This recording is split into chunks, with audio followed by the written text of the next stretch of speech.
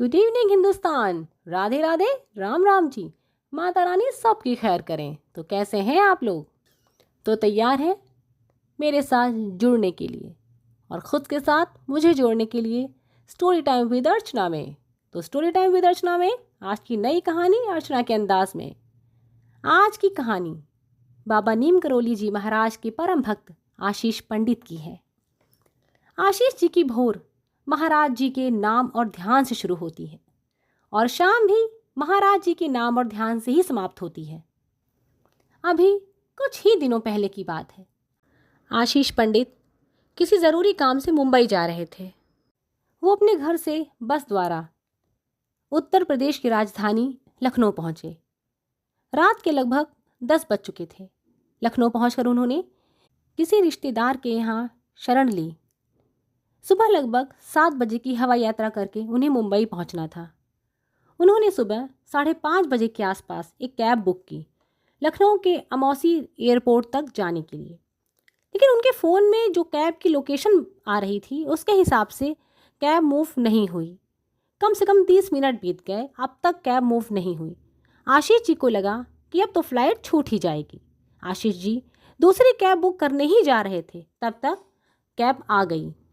Driver ने कहा, sir कितनी भी समस्या हो, कितनी भी देर हो जाए, लेकिन मैं आपको टाइम पर पहुंचा के रहूँगा। आशीष जी मन ही मन महाराज जी से समय पर पहुंचने की प्रार्थना कर रहे थे कि तब तक ड्राइवर ने अपने बैग से महाराज जी की एक छोटी सी मूर्ति निकाली और निकाल कर उसे कार में टांग दिया।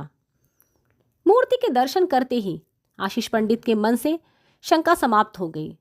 अब तो समय पर पहुंचना निश्चित है और खुशी खुशी वो मुंबई की हवाई यात्रा पर निकल गए। इधर मुंबई एयरपोर्ट पर फ्लाइट से उतरते ही आशीष जी का फ़ोन स्विच ऑफ हो गया। अब वो परेशान थे। नई जगह एक दोस्त का फ़ोन नंबर था, वो भी चला गया क्योंकि फ़ोन स्विच ऑफ हो गया था।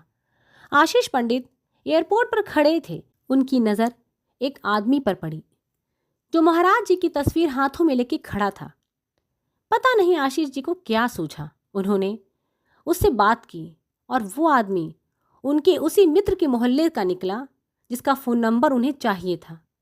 महाराज जी की कृपा से मित्र से मिलने की समस्या वहीं समाप्त हो गई।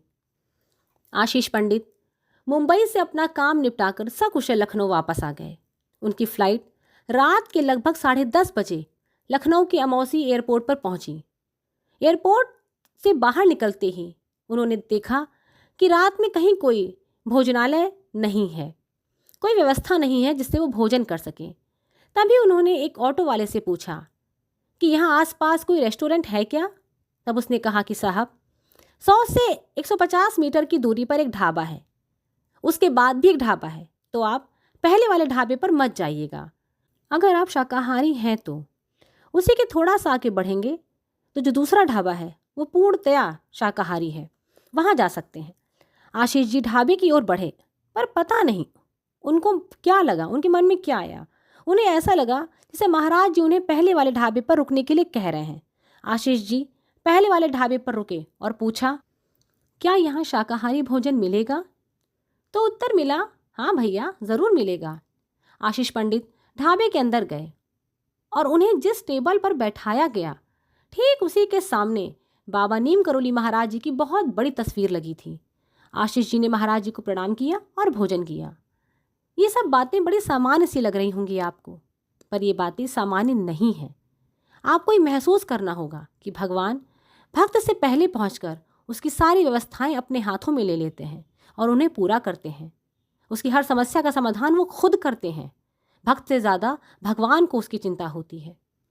तो बोलिए बाबा नीम करोली महाराज जी की जय। हम सब पर महाराज जी की कृपा बनी रहे।